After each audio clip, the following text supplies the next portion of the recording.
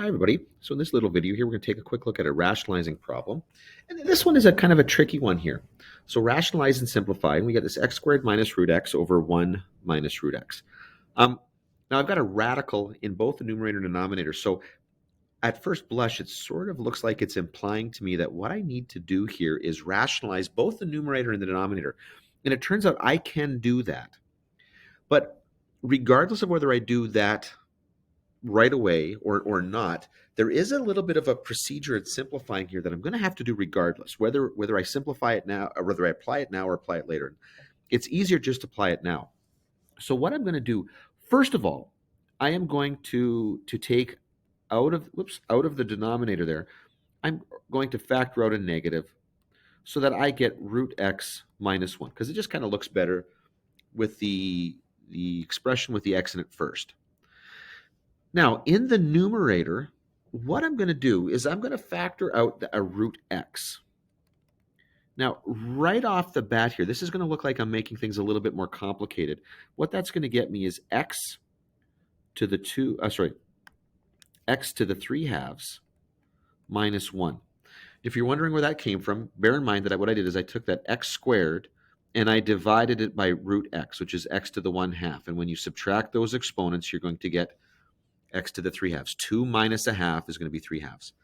Now, the reason why that is, right off the bat, kind of a good thing for me is that I've got this cube of x to the 1 half. Okay, I can look at that as x to the 1 half cubed, which means this little expression right here, this little part of it, is actually a difference of cubes. And I'm going to use that right now. I'm going to make this root x, and it's going to multiply that by the square root of x. There's my x to the 1 half minus 1. And then this becomes the square root of x squared plus the product of those two. So it's going to be root x. And then at the end here, plus 1. Actually, I'll make sure that let's just erase this over here so it's not confusing. And then in my denominator, I have got this negative root x minus 1. And I love that because now I know that that root x minus 1 is going to disappear. Okay? And what I'm going to be left with here is negative root x multiplied by x plus the square root of x plus 1. And there's my answer. Now, if I really want, I can multiply that radical through, that square root of x through. It's debatable whether that's simpler or not here. This is pretty good here.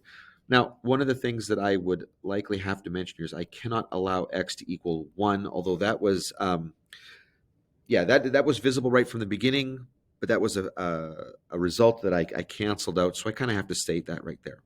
Now, if you had chosen to rationalize, if you had gone over here, let's say, and rationalized both the numerator and denominator, so you went x squared plus root x squared plus root x, and then you decided I was going to go 1 plus root x to rationalize the denominator, 1 plus root x, you would eventually get the same answer. But at some point, you would still have been working through a step like this.